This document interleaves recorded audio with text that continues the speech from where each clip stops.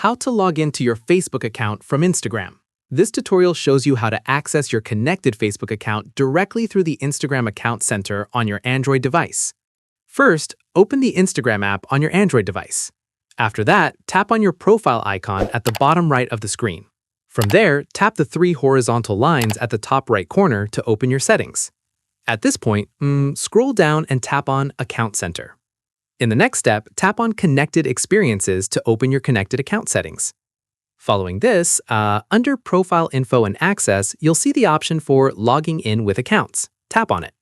Once done, if the setting is enabled to allow all connected accounts to log into each other, you'll be able to use your Instagram account to log directly into Facebook without needing your Facebook password.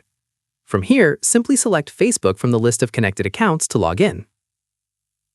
Finally, you'll be signed into your Facebook account through your connected Instagram credentials.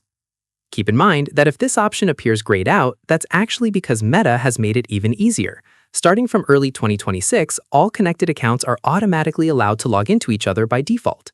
If you ever want to disable this feature, the only way to do so is by removing your account from the Account Center entirely. And that's it.